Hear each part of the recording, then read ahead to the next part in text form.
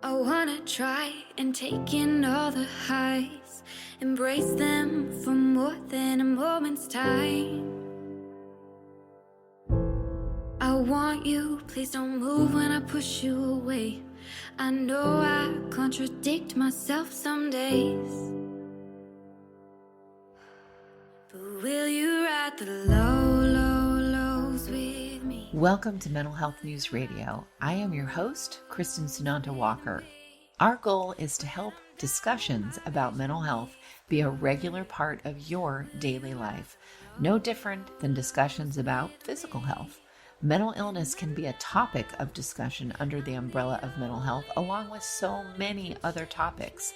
This show is the original program on mentalhealthnewsradionetwork.com. Our network of shows are played in over 180 countries and cover more topics under that umbrella than you can possibly imagine. We were talking about mental health long before it became cool and popular to talk about, and thank goodness it has become so popular. We have incredible guests, advocates, patients, experts, people. Thank you for tuning in and enjoy our intro music, a song named Lows, written by Aubrey Toon. You can find her music at www.aubreytoone.com. That night when I started praying, I cried, will you ride the lows with me? Will you ride the lows with me? When I'm down, my vision gets blurry. Hi, everyone. I have not done a show on video in a long time, a long time. And the only thing that would get me out of the non-camera land was going to be talking to Buddhists. I can tell you that right now. Speaking with other people that practice Buddhism means a lot to me at this point in my life, and we'll get into that on the show. But first, I want to introduce Toni Boucher, did I do that right, Toni? I did, yes. And Melinda Edwards. Toni, can you please tell our listeners a little bit about yourself? Sure. So I've been working with folks on the autism spectrum for over 35 years now. Late diagnosed myself. I've got 3 kids, and I work with teens and adults on the spectrum to help them achieve their personal goals, employment goals, relationship goals, and run a community center. And I have been meditating for 20 plus years now, and came across my, Buddhist roots around that time. Good for you. And what's the organization and where would we find it?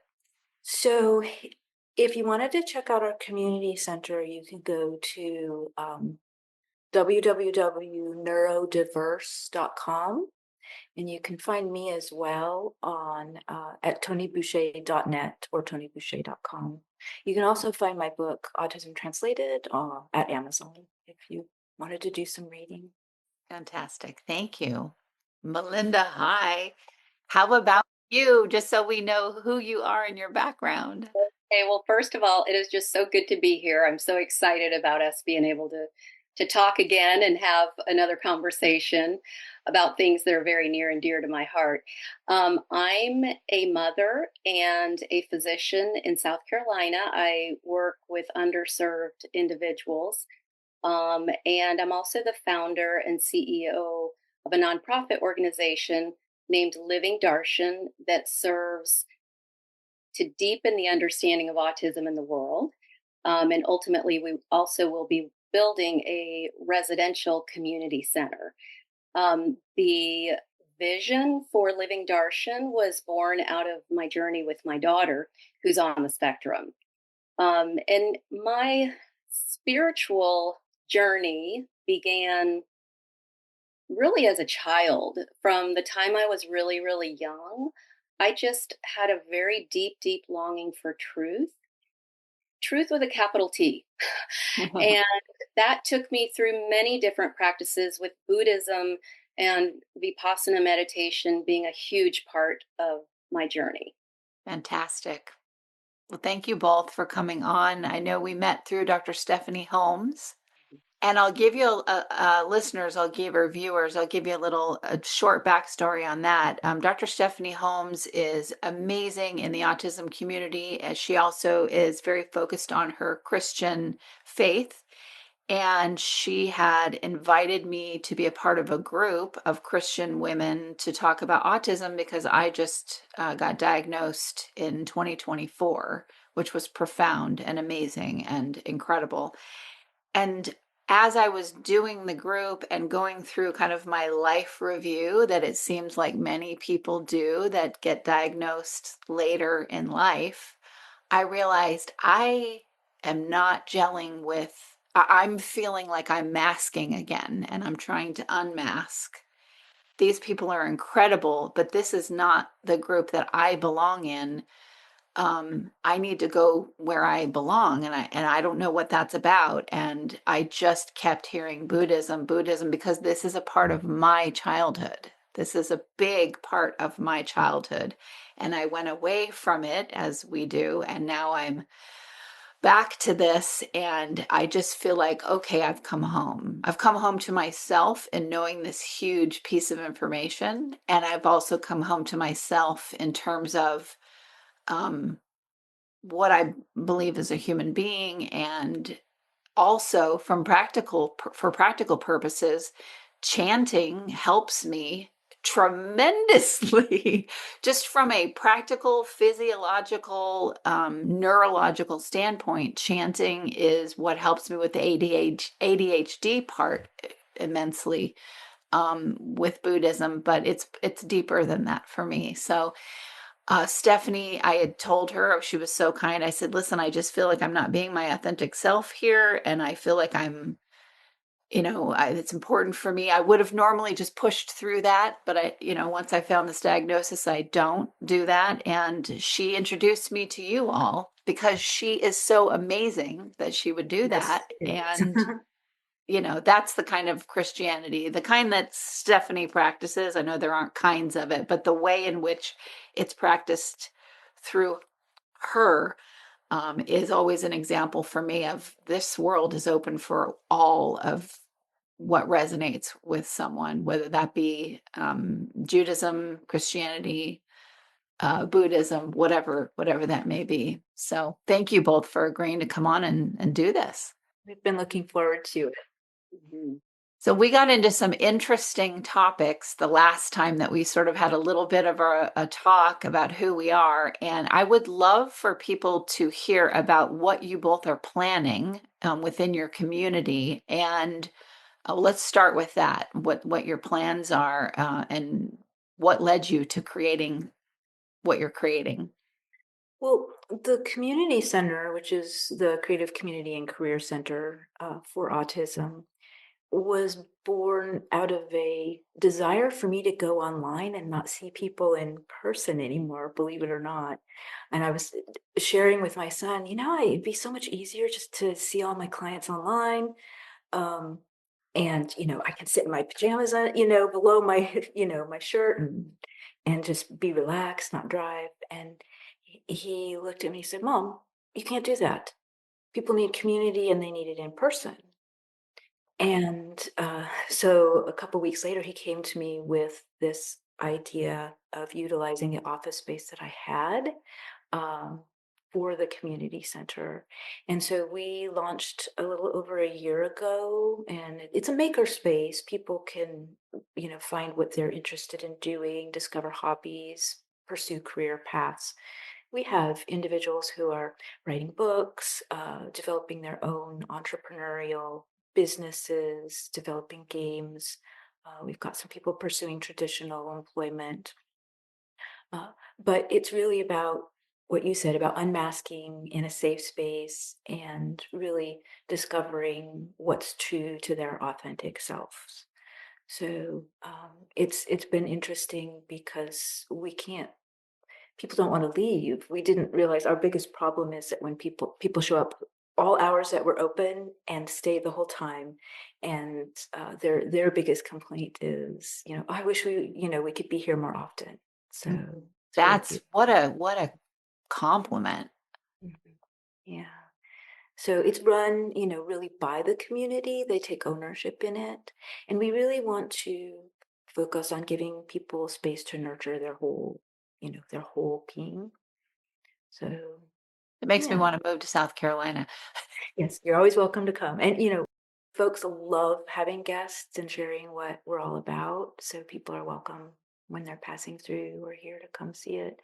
Um, and it really fits in nicely with what Mindy's doing with the residential piece and the community piece that she's developing. Um, so I think this is a good time to pass it over to you, Mindy, because it just dovetails so Yeah. nicely. Well, and I just want to say too, Toni's community, I'm absolutely in love with each of the individuals in her community. My daughter Sachi and I go occasionally to participate in some of their activities, and it is just such a joy to be with all of them. Yes, so Toni's and my vision really integrate beautifully. Basically, she has started the community aspect of living Darshan. And maybe I can back up a little bit and just tell you a little bit about Darshan and then how it came to be. Um, there's two aspects of our organization. One is sort of the educational outreach aspect, where our goal is to deepen the understanding of autism in the world beyond the traditional medical disease paradigm. And then the other aspect is our plan to build this residential community center that will be long term housing for adults on the spectrum. And we will also have a guest house and a huge community center where other people from the community from far away can come and participate in activities or do their own retreat on site for their own personal or spiritual or emotional healing or growth. And this can be, the people that visit can be on the spectrum or not on the spectrum. Anybody will be welcome with who has the intention of deepening their healing and or growth. So Darshan really came to me, was a download, basically. It came to me as a vision that I knew was going to be manifest. And it came out of my understanding of autism through my experience with my daughter and with my patients and friends on the spectrum. When Sachi was diagnosed, she was 16 months old. And at that time, I didn't know anything about autism other than the traditional medical paradigm. I'm a physician. That's how I've been trained. And so I bought into it, hook, line, and sinker out of fear. Right. Before her diagnosis, when she was born, she brought into the world with her what simply cannot be put into words. This love, this porousness, this openness that just threw me into what I had been seeking all of my life. And when she got the diagnosis, the awareness of that was still there, but it moved into the background and the fear moved into the foreground. I'm a single mom. I was terrified that she may never be able to love or be loved in this world, um, or that she may never be able to take care of herself. And when I'm gone, who would be there for her? I know that's a huge fear for many of us parents who have children on the spectrum. She doesn't have any siblings, my daughter. So just, a tremendous fear that motivated me. And we threw ourselves into all kinds of therapies and treatments. But as we were, running around like chickens with our heads cut off in all these therapies, me trying to make her more normal out of love and out of fear, I would get these glimpses that there was so much more going on than symptoms and treatment of autism. Mm. When she learned how to talk, she would speak my thoughts.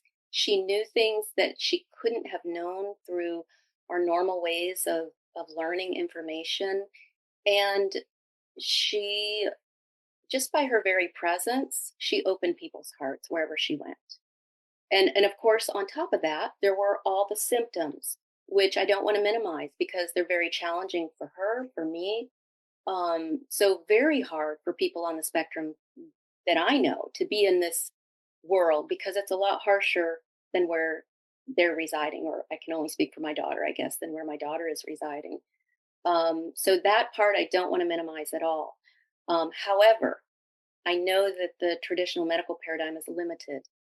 It's useful in a lot of ways, but it's also limited because it only focuses on the biological or the psychological. And there's this whole other aspect of this deeper connection, deeper openness, deeper porousness, deeper sensitivity that the people I know on the spectrum reside in.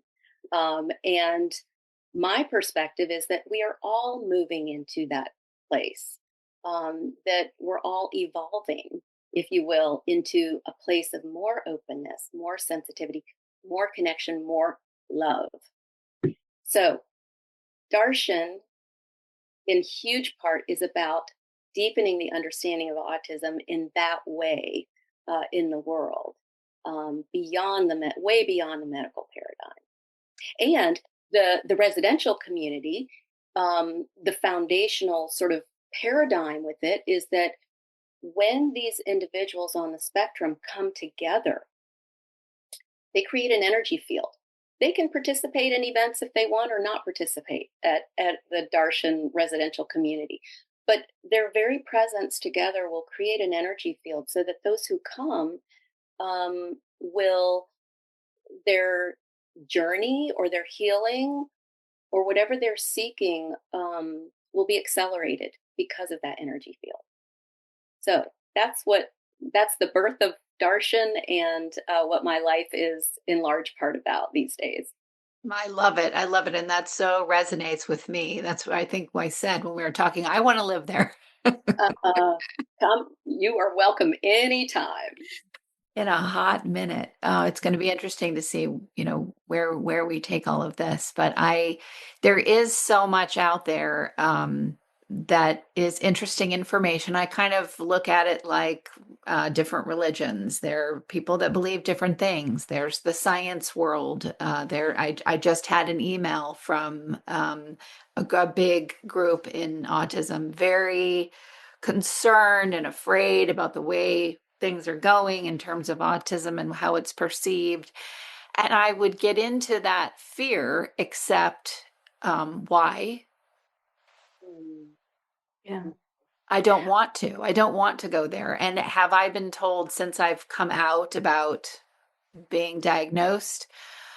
Have I had some backlash? Yeah. But that's an interesting thing when you awaken to yourself in big ways. Criticism takes a back seat, and it used to be in the front seat with me. And I understand why now in many ways. I mean, some of it was ego and all of those things, but a big part of it was when you don't know that something's going on, but you know that the world mirrors back to you that there's something wrong with you.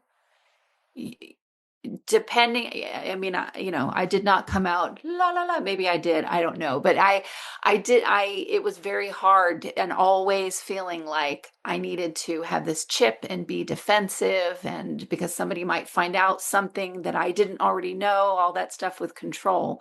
But once you get into, oh, I accept this. This feels right.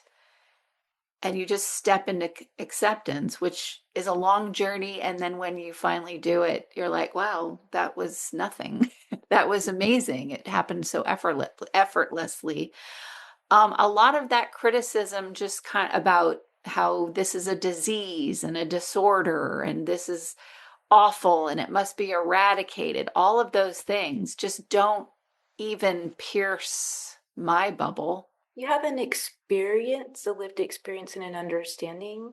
And I think this ties in really well with what Mindy was saying about, we talked about symptoms, and a lot of times symptoms, it's how you perceive them. We were talking a little bit about how chanting really physically resonates for you, spiritually resonates for you. It did the same thing for me. When I was a little girl, I would run around making guttural throat sounds, and everybody would be like, "Oh, stop it, Toni, be quiet." And so I suppressed that. A lot of the self-stimulating things that we do naturally on the spectrum as children are very much tapped into really understanding and knowing what our bodies need. And so chanting is kind of a grown-up way to bring that back in. So you got kids out there who are throat stimming or making, vibrations, Moving rocking, around. Yeah. moving around, doing these things that are seen as symptoms if you frame it from the medical model. If you look at the spiritual path, moving around, Sufi spin, everybody chants in every religion. Yep. And it's considered by that framework to be honored and an important part of the spiritual practice. It's no different for those of us on the spectrum. It's an integral part of what our bodies intuitively tell us that we need. So I think it's really about framing those symptoms, and even some of the more difficult ones, or ones that feel destructive in some way, still have their roots, I think, in something very beautiful. And if we can tap into that, and maybe redirect or harness towards what the intention of those quote unquote symptoms are, it can really change the game for us, change the perspective, change the direction. And, to your point, Toni, what I've come to understand about so many symptoms, and I straddle both worlds, so I feel comfortable using the medical paradigm as well, but I recognize it's super limited. But in terms of symptoms, they are so often, in my experience with my daughter and my patients, a reflection of a deeper sensitivity. So it's just a manifestation of this deeper openness. And, just off the top of my head, a couple of examples are, meltdowns, or what we might call behavioral issues. Those, of course, we all know happen because folks on the spectrum are exquisitely sensitive and open, not just to physical stimuli, light, sounds, smells, taste, touch, but also to others' emotions. We feel your pain. Yeah. Feel We it. know And energy, Mhm. picking up on energy. So Mhm. Sachi might have a meltdown and I may have no idea where it's coming from, and I don't need to understand, but she is perceiving a lot more than I am. Yeah. And so that, and then this is one you helped me understand, Toni, as did another friend. What we call lack of eye contact is another symptom that's a reflection of this deeper sensitivity and openness. I Mhm. worked, when I was in the days when I was trying to get Sachi to be more normal, I worked, and her therapist worked very hard trying to get her to have eye contact. I was out of fear, how's she going to make my fear, how's she going to make friends if she doesn't look at people? How's she going to get a job, even get into an interview if she can't look someone in the eye? And then you shared with me, Toni, as did another friend, separately, and using the same words. You each said, I can't look someone in the eye because when I do, I see their whole soul. I absorb their whole being, and it's too overwhelming. So, and you can share more about that, Toni, but my point about what we call meltdowns is it's a reflection of this deeper openness. And of course someone's going to express or need to discharge some energy when they're absorbing so much that most of us are not absorbing. Yeah, I think that's really important. Anytime we're seeing symptoms, is to look at that. What is the intersection for that person with their environment or the other people around? Something is going on, and all behavior is a form of communication. And so really, tapping into, what is it for that particular person? And it's, I think it's interesting how typically, and of course there's uniqueness to every being, so it's not 100%, but in my experience, those of us who are neurodivergent have a really natural ability to see things at the macro level. We see the big giant picture. We see how everything is interconnected. So you may have you may talk to somebody on the spectrum, you ask them a question, you want that direct, what are you hungry for today? You want to know, do you want eggs or spaghetti? And they go off talking about all these tangents that don't seem related to you, but in that person's mind, it is all interconnected, and they're seeing these webs of energy and relatedness that I think neurotypicals are not naturally going to just look at. So you'll get this big long answer to a really direct question. On the other hand, we're also really good at seeing the micro. We look at all these tiny little details, flecks in the lights flickering, and a speck of dust on the countertop. Sachi sniffs paper. And she's sensing this thing that other people are like, just don't even notice all these little tiny, tiny details. And I think most neurotypical people reside in that mid-level where it's easier to focus on this person and then to look at that person and then go back. And so neurotypical people have an easier time following the going ons of that like environment of human interaction. And it's very difficult for an autistic person to hone into that middle level. So that would be an example of if you look at eye tracking of autistic people, we're all over, here and there, and neurotypical people are like pacing the relationship at this very focused level, so that you guys, it's easier for you to pick up on people's body language and kind of things that are going on a relational level that we're kind of missing because we're in these other areas. But I think the beauty of that is when we can integrate all three of those levels together and we bring everyone together and really cultivate those skills of looking at all of the different levels.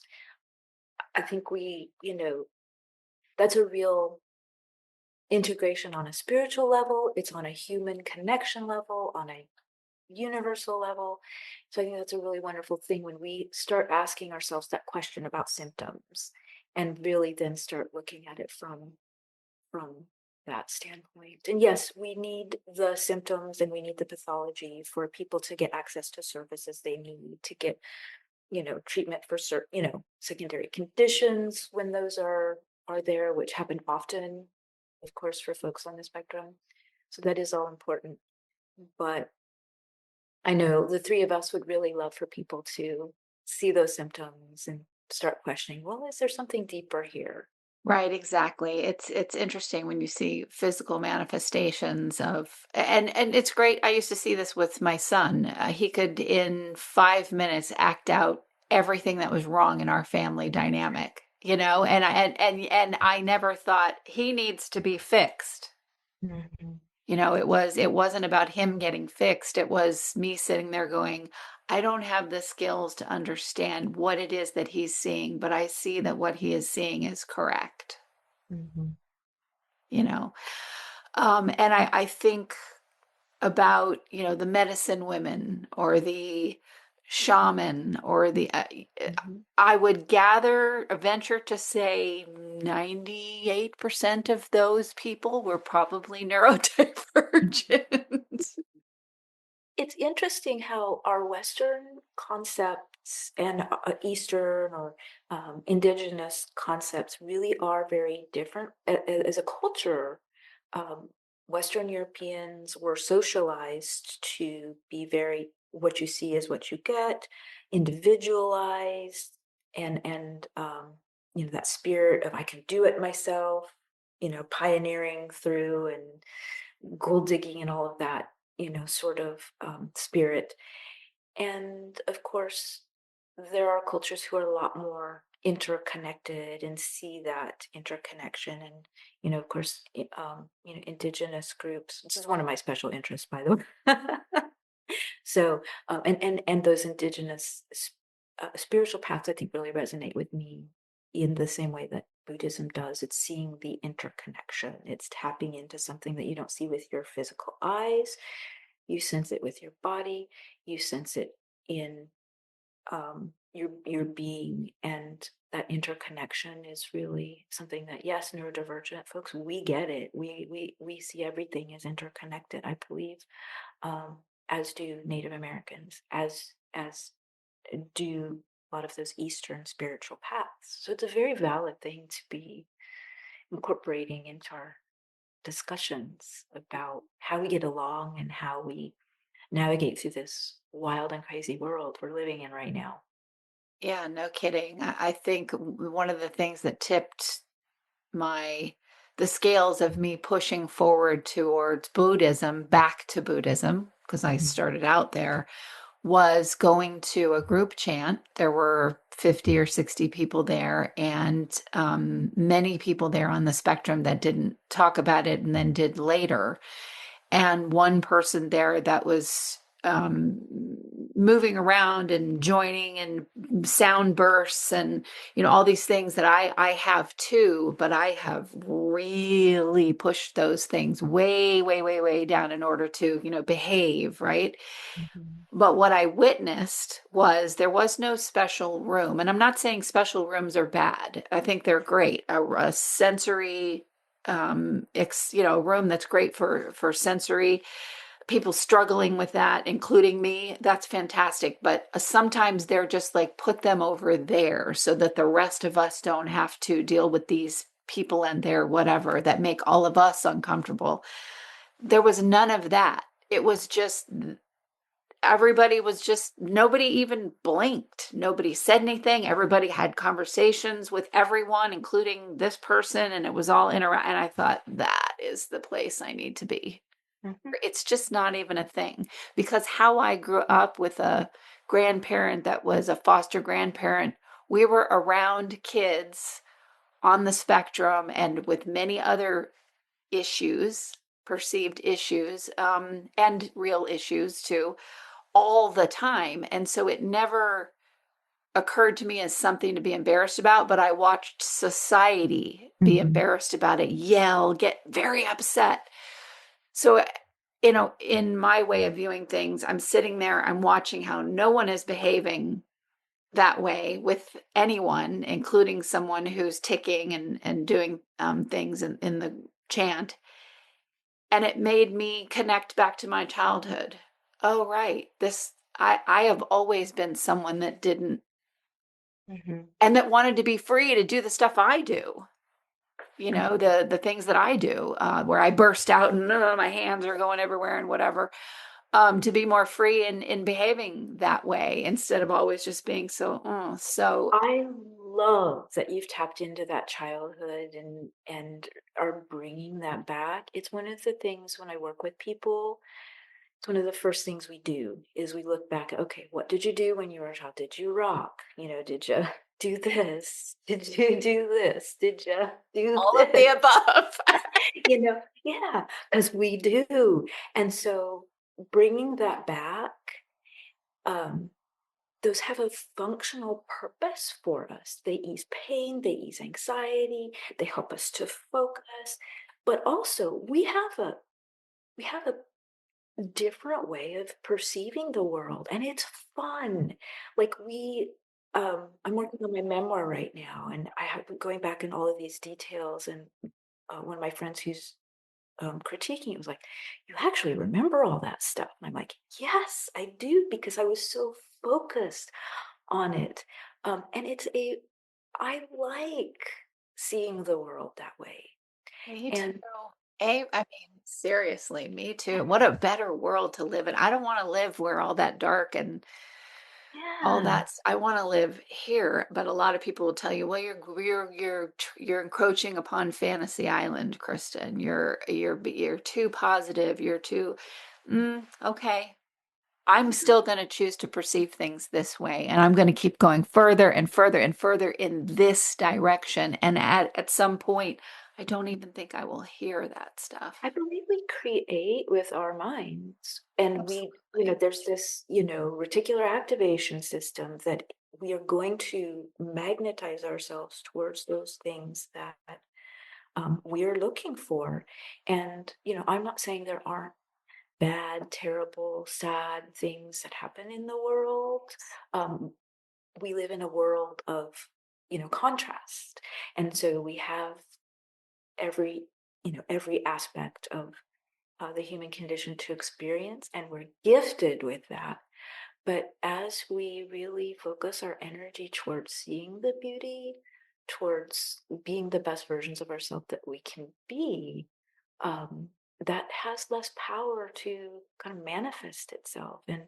And the world is so beautiful, and people, those of us on the spectrum, we see it, like we feel it deeply. I mean, if I look at a sunset, I'm gonna cry. If I look at a flower or a bee, or even just like a little flicker of a light, it moves me deeply, because it reminds me of how interconnected we are. I'm not separate from those things. You're not separate from those things. um, and I think it's this interconnection, seeing how we are interconnected, that is really like the key to solving our problems. I can't hurt you if I take you on as part of myself. I can't destroy the planet. I can't do unconscionable things if I see that flower, that tree, that's me. I'm a part of it, and it's a part of me. And that's I think that's a very um, it's a very healthy thing for us to do, is see how we're all interconnected. And this hyper focusing on the little details, that really is a celebration of that. Yeah, and you know what you're speaking to, both of you, is not just unique to autism. This is universal. Yes. You know, as a psychiatrist and having been in therapy and, as I said, on a spiritual path for many, many years, what I've seen in my own life with my patients, with my friends, is that as we meet and welcome aspects of ourselves that have been really, really hard to be with, we also welcome those aspects in the world. It's not my pain, my Mhm. anger, my jealousy, my whatever fear. It's the pain, the Yes. fear, the anger. So yes, it might be when I welcome that part of myself, it may have my story to go with it, my content to go with it, but I am opening to an aspect of humankind. And Yes. so that in itself is healing on a collective level. And, you know, Kristen, when you describe your beautiful Buddhist community, this is on a small scale, but my sense is that's where we are heading collectively, because so many of us are, it starts here. It doesn't start in the collective. It starts with me welcoming and meeting the parts of myself, which are not separate from those parts in you. And that transforms the collective, that transforms the greater community, the culture. And just backing up a little bit too, when you all were talking about different cultures, Western culture, um, currently being seeming to be less spiritually oriented. As you all know, in India, it's a very spiritually oriented, and they have many people um, who they revere as spiritual teachers or gurus that walk around homeless and are very spiritually aware to the point of not so aware of this realm, right? Mhm. So they honor them, they feed them, they take care of them, because they recognize that these beings are um, operating from a deeper spiritual place. Now, here in the United States, many of those people would be placed in a psychiatric institution. Yep. Mhm. Now, that's not to say there isn't true psychosis that creates great suffering for the person. I see those people every day. But I also see people who have been mislabeled as psychotic when they were having a profound spiritual awakening. Is it the person though, or is it the environment? Like, I know there's a lot of discussion amongst those of us on the spectrum about how um, when we have the right environment, we really thrive. And a lot of our quote unquote symptoms come out when the world is incompatible with what we need to function well. And I'll give you an example. I have a real hypersensitivity to noises, and when I was a little girl, I just thought everybody perceived sound the way I do. If a semi truck drives by, I don't just hear it in my ears, I feel it vibrating throughout my body. Now, if that's a drum or a singing bowl or a song and I feel it vibrating throughout my body, that's wonderful. But when a semi truck blares by, it hurts every inch of my body.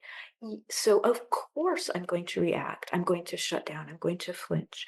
I'm not going to be able to listen to what you say. I'm not going to be able to be at my best, version of me, because that sensory stimuli is overwhelming in a painful way. And I wonder, about these patients who have psychosis. There are lots of cultures, there are folks in other cultures who, when somebody shows a psychosis, their vision, their perception is honored as a alternate way of looking at the world. And those people actually don't end up in hospitals. They end up as an integral part of that community. And the society relies on those people for whatever wisdom or insights or differences and uniquenesses that they have, and look at it as an important data point or information for society, for their society, their culture as a whole. And I think it's a really, it's a question we have to be asking. I think our neurodivergent folks, we're the canaries. If we are acting out, if we're shutting down, if we're misbehaving, I think we need to be asking the question, is what we're doing good for society as a whole? Well, that in comes what you're building, this residential community. I mean, I see it as such a place of healing for everybody. I mean, you get a bunch of light bulbs together and let them shine their light as bright as possible in the most nurturing environment possible. Seeming miracles, which are really just amazing occurrences that happen all the time, but we don't see them, right? Those will happen every single day there. We see that at the community center. And it's really funny. Neurotypical people come and they don't want to leave either. They're like, oh, these guys, it's just, they're so beautiful and so loving and it feels so good here. Yeah. It was like Montessori school for me. Like, wow, this is awesome. Anyway, I'm sorry, Mindy. Well, I do want to back up though. And, in my experience, I don't think we can say all or nothing in terms of a Right. environment makes a huge difference for everybody. But autism is different from schizophrenia, is different from maybe depression with psychotic features, is different from schizoaffective disorder. And I know they're all mental constructs, but there is a biological basis, and some of these people are suffering greatly. Right. And so the biological is a very real aspect of some people's suffering. Yeah. I think the biological aspect is true of all of us though. Yes, but I want to bring that forward, so that I just feel like I really need to bring that forward, that there's a place for really addressing the biological, yes, the environment, but I don't think it's all or nothing, where people who may have psychosis, if they're in a great environment, that doesn't mean that they wouldn't suffer terribly. And I won't go into details with some of the Right. things that I see with my patients, but it's a whole other thing than being exquisitely sensitive and open. And because I have seen that with what's called psychosis, but I've also seen where it is tremendous suffering, with biological etiology that is relieved, and the person then gets to bloom and be themselves once they are put on medication that balances out the dopamine and I serotonin. think that's true of autism though too. I mean, I went through a time when I needed medication, and Me too. neurodivergent people, we suffer. There's no doubt about that. And I think it's interesting, a lot of times the conversation in the neurodivergent community, not always, but in a lot of neurodivergent communities, is don't try to make me not autistic, but treat my underlying symptoms. If I've got gastrointestinal issues, please help me figure that out and make that pain go away. So I agree with you, Mindy, that it's not all or nothing. Sometimes a loving environment or a nurturing environment can make a tremendous impact. Other times, the only thing that shifts someone who's deep in a profound depression, they've tried, from my experience, tried everything, meditating till I was blue in the face years ago, and therapy, everything. And then when I finally agreed to take medication, like, I'm finally myself. I wish I had done this 15 years ago. So, just giving some weight to the biological aspect as well. All of it is crucial. And I think, with the living darshan, circling back to that, I want us to be very holistic and be available for all aspects in this realm, all aspects of being human, the physical, the emotional, psychological, the spiritual. You bring up such a great point, because a big piece of, I think, our human path right now is that integration. It's not just one thing or another. And it is really important that we look at being whole people, having the whole human experience, and solving our issues on all of those levels. I have a very basic question for both of you. Does everyone, in your experience, whether they're neurodivergent or neurotypical or whatever, or they're from Mars, wherever, right? Do most people just sort of walk through life and go through their different stages and have their ups and downs, and they just sort of move on a trajectory? Or do a lot of people feel like they're always going through a wormhole? Where you're just like, you go through these phases of life where you're like, what just happened? Where was I? Okay, this is all new, and I've got to recalibrate in this. And then you go through another one, because that's what it's felt like for me. Relatable. Profound wormholes where I'm like, okay, I need to resettle. And everything that I said 5 minutes ago really doesn't matter at all, other than it got me here and now it has to go away. And that's kind of weird. So what do you all think about that little diatribe I just had? Totally I love relatable. that. I love it. And, from one perspective, if you will, I don't think everybody experiences life that way, but it may be that our individuals have a soul's curriculum here, and some of us have chosen an accelerated path. I personally think that folks on the spectrum and parents of folks on the spectrum have chosen a very accelerated sort of spiritual curriculum. Oh, yeah. If you will. So that's one potential perspective. So you going through the wormholes and boom, everything, it's like multiple lifetimes in one.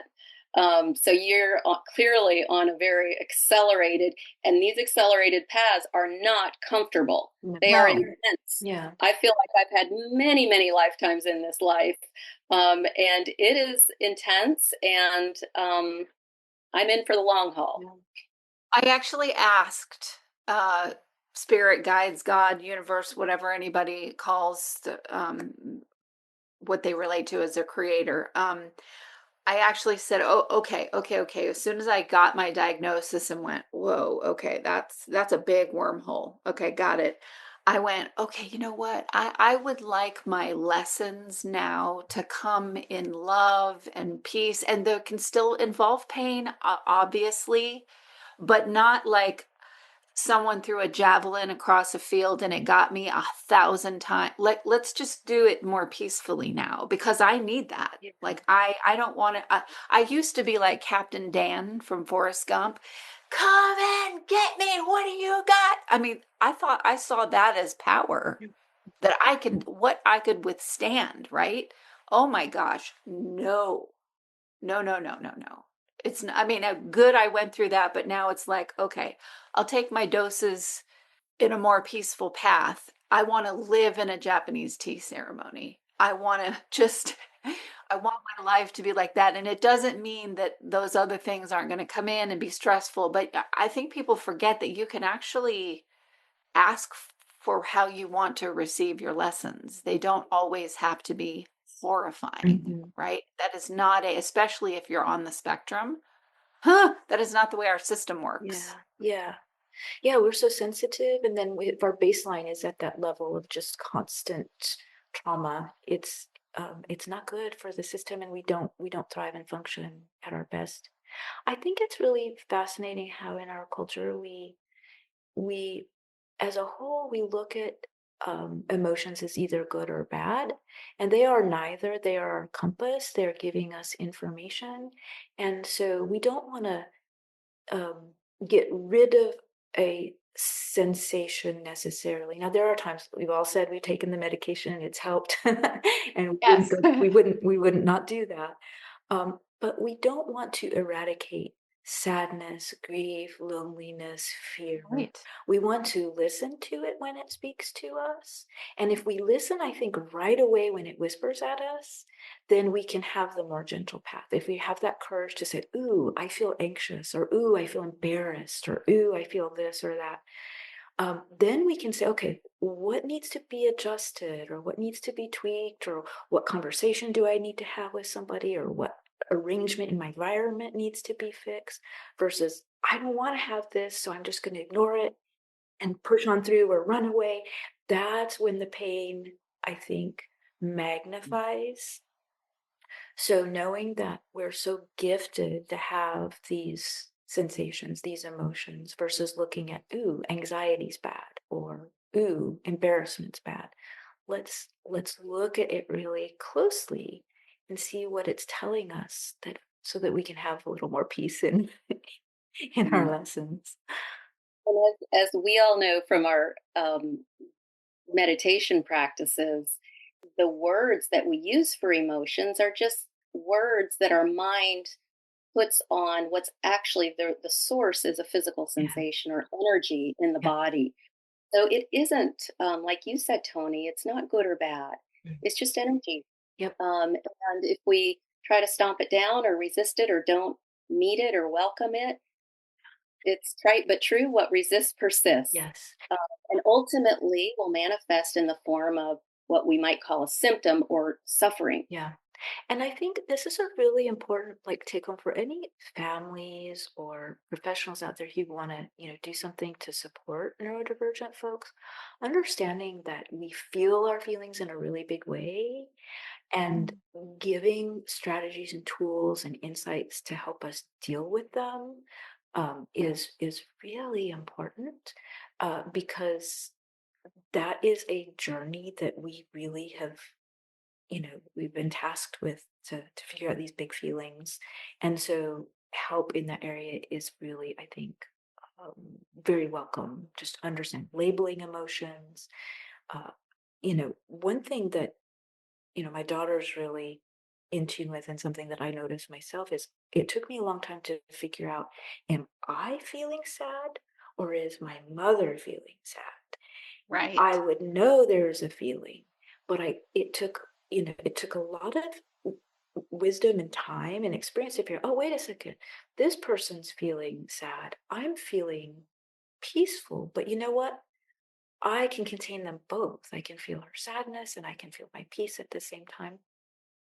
But we are open to guidance and support in that area, so we don't have to do it the long, hard way. Sometimes we don't notice what we're feeling. And sometimes look at a cat. Cats are very much like autistic people. They really are.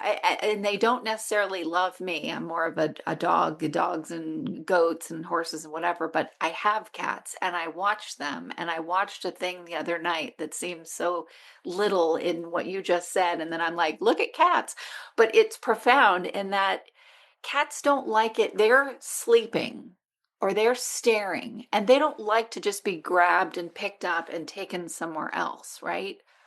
Neither do people on the spectrum, okay? Like when I'm in my mode and I'm just staring into space and I'm having a movie that is going on and someone does this to me, hey, come back.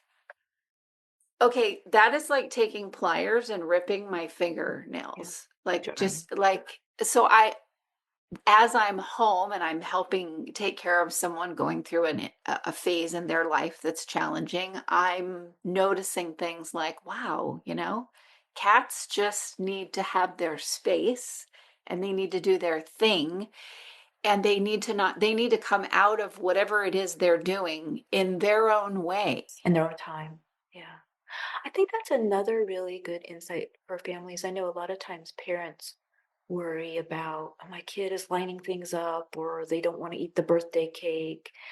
And it's like your child's lighting things up or flicking the light switch because they're learning, they're interacting with the world. There's an internal wisdom there. And as long as a person's not harming themselves or others, or it's not disruptive, it's okay to let people explore and interact with their world in whatever way. When we played games one day at Mindy's house and Sachi was sniffing the paper. We didn't say, oh, that's not how we do things. We went and sniffed the paper with her. Who Right. cares? Like, nobody's going to get hurt. We had a new experience. I didn't realize this paper has a smell, that I would not have had that experience if Sachi hadn't tipped us off to it because she was sensitive to it.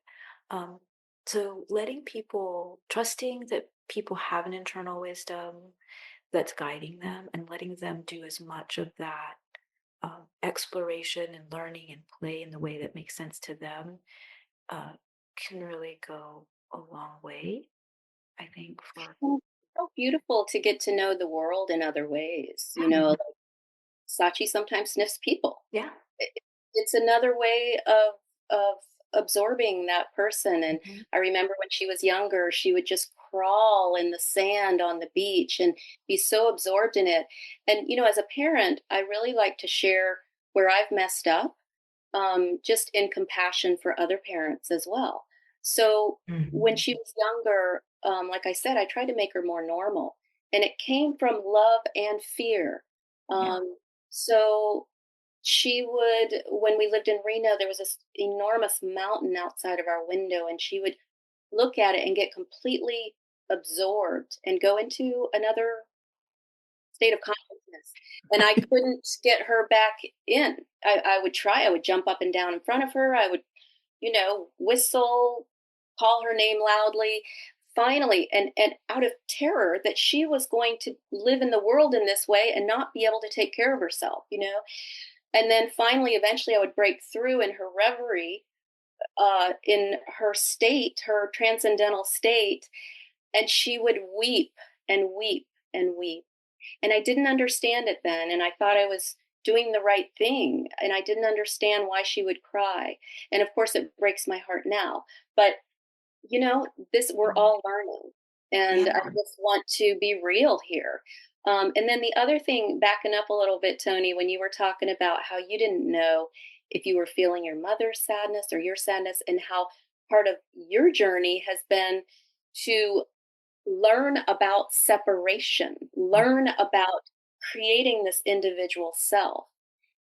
Everybody that I know that's on an intentional spiritual journey is moving in the opposite direction, so identified with being an individual, trying to, get rid of the ego, which is futile, by the way, but trying to move into that place of love, interconnection, whatever word we put on it.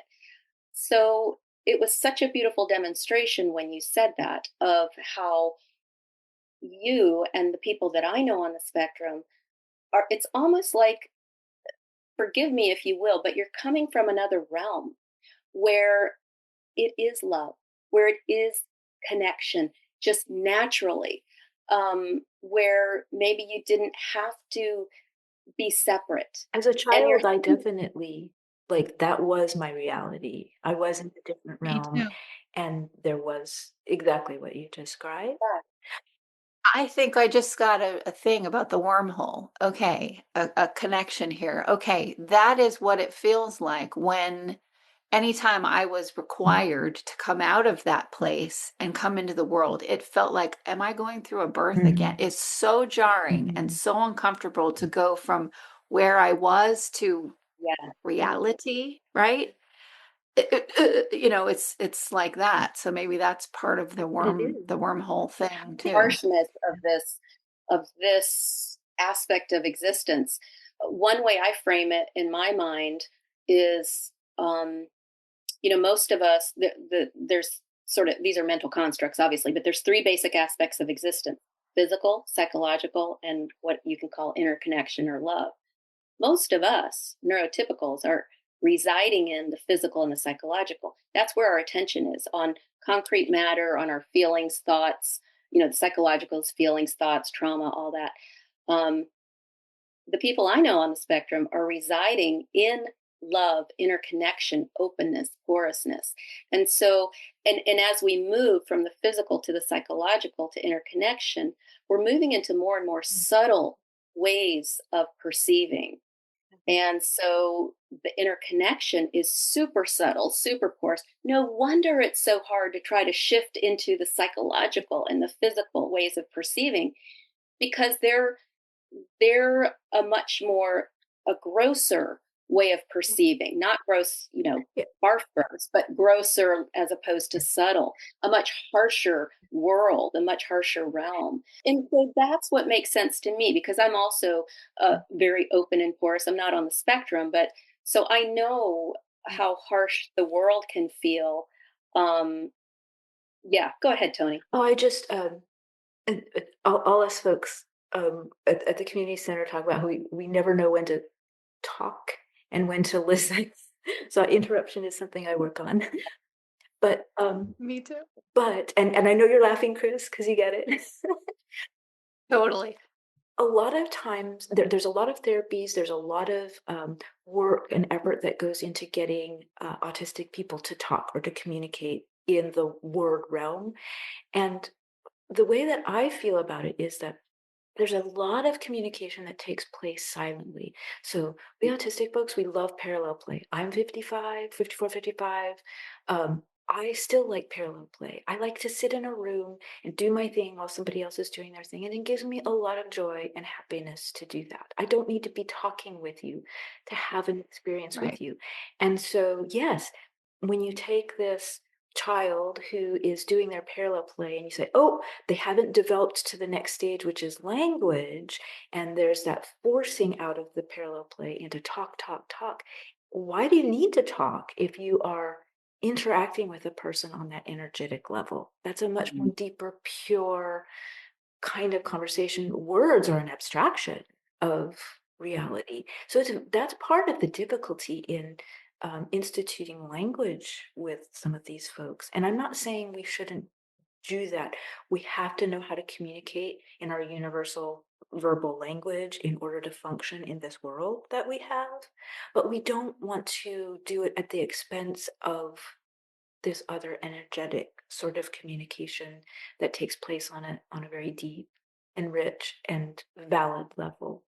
Beautifully said. I love this. And Toni, you helped me see that so clearly. Just to give a very specific example of this, um, Tony's son was over here on a play date with my daughter, and they were having lunch together. And I still was sort of the therapist, like thinking that I needed to help them interact.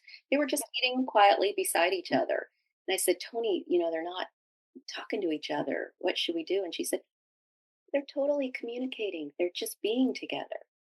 And then the light bulb went off. So that was a turning point for me. I think I really like one takeaway. If we've got parents or therapists who are listening, I want to give you permission to relax a little bit and not feel like so much pressure is on you to fix things. Yes, if there are, if you've got it, as Mindy said earlier, if you've got something acute, if somebody needs, something to be addressed, that's one thing.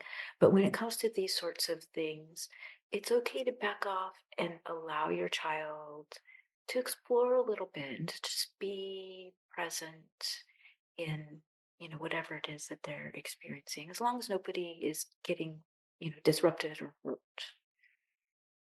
Absolutely. Okay, we are going to have more and more and more of these conversations. Today, I want to make sure that at the end of this, everyone knows where they can find out more about each of you. So, Toni, can you please share where people can find out more about So you you? can go to toniboucher.com or toniboucher.net.